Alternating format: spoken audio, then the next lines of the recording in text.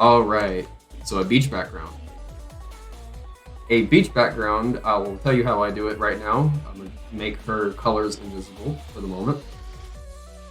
This is how I do beaches. I always start with the open sky because everything goes on top of that. So the program I use, Clip Studio, if you go to gradients, there's a gradient called Midday Sky. And it does like this. It creates this like general sky color, but I want to explain what these colors are.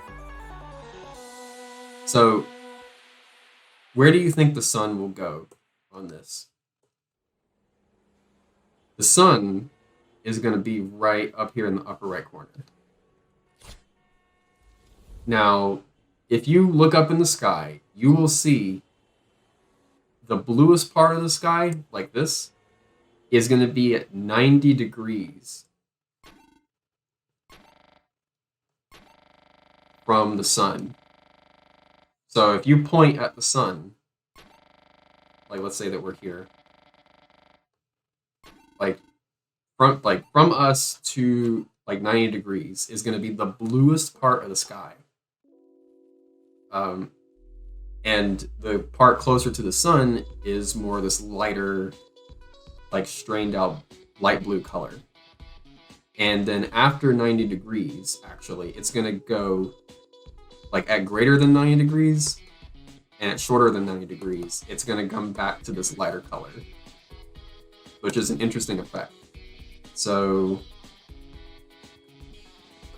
having said that, I'm going to do, let's see, I'm going to do this and then do the same gradient but in the opposite direction here. Make a layer mask and start erasing this upper right part.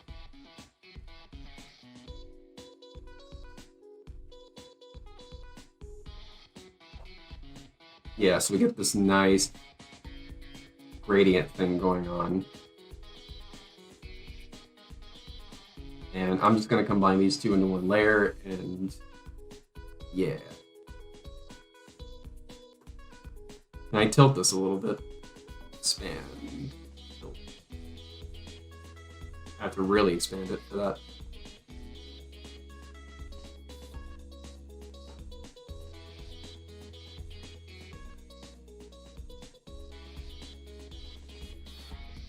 Gotta wait for it.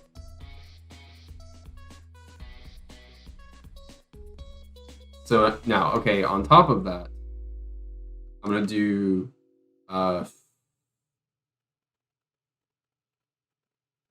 the sand. And the reason I'm gonna do the sand first is that some of the sand is gonna go under the water. So the sand is gonna come to, I don't know, I'm gonna say about like right there. Fill that in.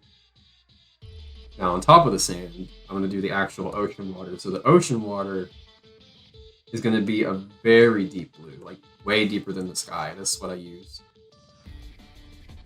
It's gonna go to about, we gotta do like a quick pen stroke for this.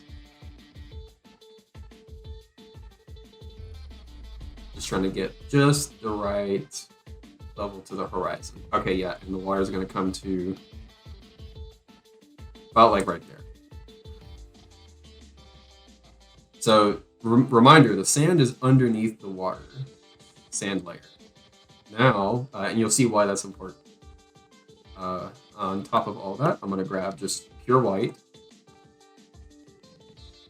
and I'm going to go over the edge of the water here with like varying degrees of pressure to change the size. We're getting that edge foam of the ocean. This might actually be better done with a much larger brush.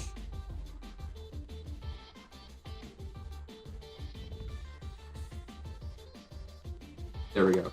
Now I'm going to create these little pockets, these like organic circular-ish, not circular, but just shapes that are like closed in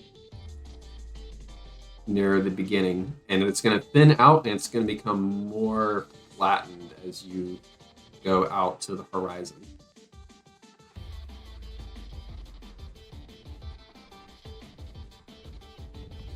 So I'm getting thinner with my brush strokes. I'm getting flatter, and about like to the even like the second, third, or fourth iteration, they start breaking. They're not closed in anymore.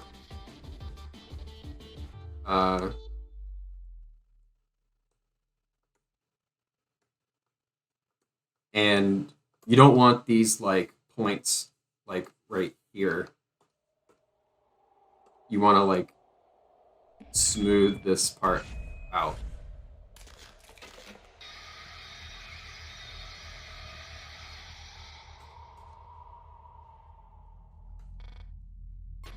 Now, some of this is going to be covered up by Lantha just being in the way.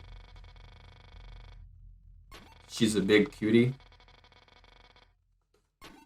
But that's the gist. You don't want these sharp points.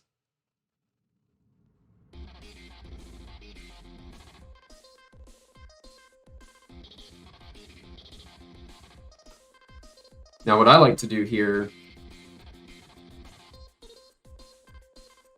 is I'm going to duplicate that layer, like create a copy of it, set it to like lighten, like a light layer or like a luminosity layer. I like to use the add glow like feature. That doesn't look like it did anything at first, but it creates this cool glow effect if I go up and apply a Gaussian blur and set the blur to like, I don't know, 50. I'll zoom in so you can see it more clearly. You can see now that the water, like, I blurred a duplicate layer of this white. So there's this like blur around all of it. So it has this cool glow because the sun is, like, it's the glow from the sunlight. I'm gonna go back to the ocean water because it's not just one flat blue color. I'm gonna get a darker blue, like a much darker, deeper blue, and just over top of it, I'm going to softly airbrush that darker, deeper blue in, like the farther out you go from the shore.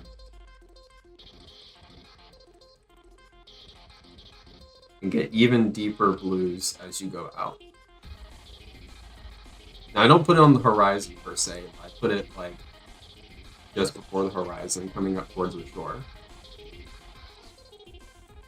Just as well, and I recently started doing this one because someone suggested it, is I'm going to take this teal color and I'm going to apply it to the ocean water as well. Like near the edge of the shore. And it's just this cool algae teal color that I really like. And look at that. I don't know, I love this color. Like this way of doing beaches. And what you can do now is I'm gonna apply a layer mask to the ocean water, which what that lets you do is you can just erase parts of the layer without committing to the erase. So I can, like, I'll show you if I just cut out part of the ocean water right there. You see I erased it. I did that on the layer mask, so I can just be like, boop, and the erase is gone. Boop, and the erase is back. So I can control it. So having said that, I'm going to get a really soft eraser, and I'm going to erase the edge of the water here near the sand. Not that much. Let's lower the brush density. So you can really see that like gradient between the sand and that algae green color before the ocean really dips out. Now on top of the sand, I'm going to get a darker, more color-rich, slightly redder color. And I'm just going to make these little ripples because the way the ocean kind of comes out and makes the sand fold over itself.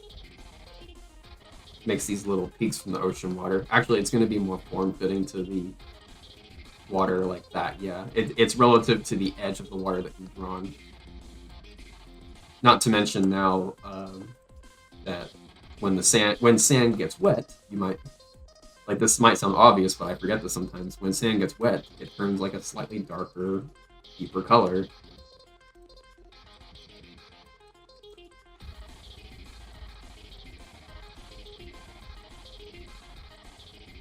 Just gonna blur this a little bit, like touch it up here and there.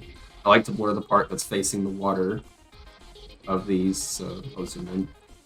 Like, I blur this side of it, not this side.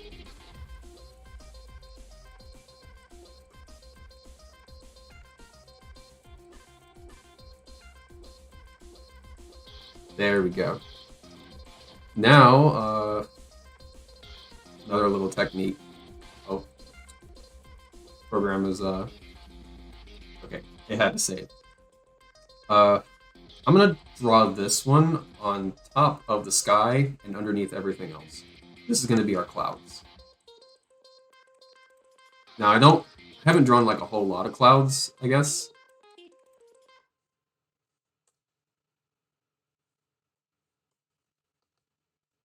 So, but I just do these like simple, flatter shapes, like all of this kind of stuff. I'm gonna put one on the horizon out there.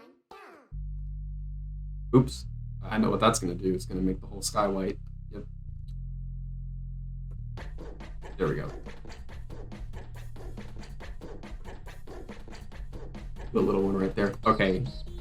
So here's what I'm gonna do to the clouds.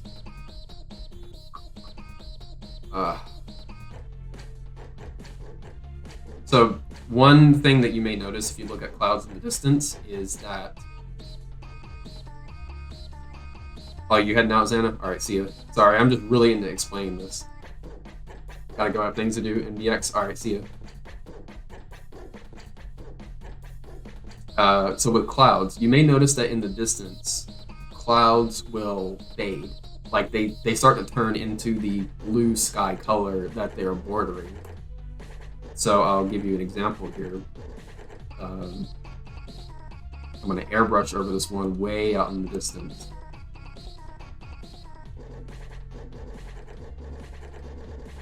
Might want to do it a whole lot more subtle than that. Yeah, lower the brush density. So you see how that, like, I don't know if you ever noticed this. I just noticed it at one point when I started looking at clouds obsessively to figure out how they work. Is that they tend to just fade to the horizon color, whether it's the evening red sky, red-orange sky, they fade to that color. They tend to do this, from what I noticed. So we got our little clouds going now. Oh, I am going to cut this, and I'm going to upload it separately.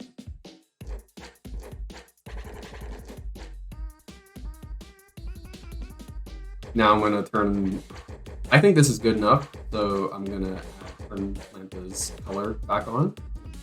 I'm going to go on top of all of this, make a new add glow layer or lumosity, whatever you want. I like to use this ruler. You don't have to use a ruler. I like to just do it because it saves me time a little bit.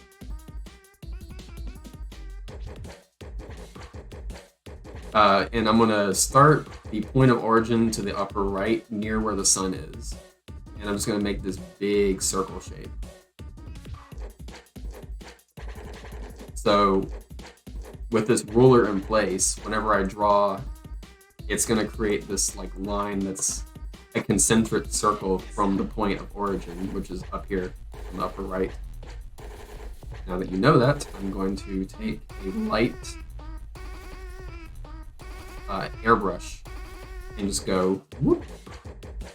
And now when I take that layer away, you can see that there's this like little hint of a sun ring right here.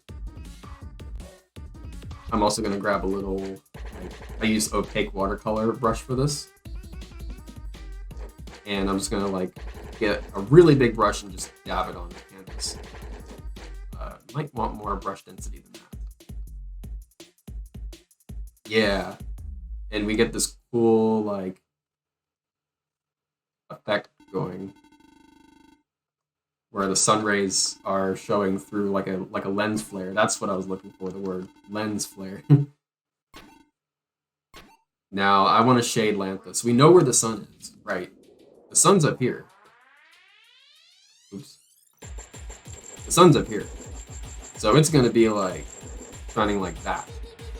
Which means, oops, Lanthus shading is gonna be like going along here.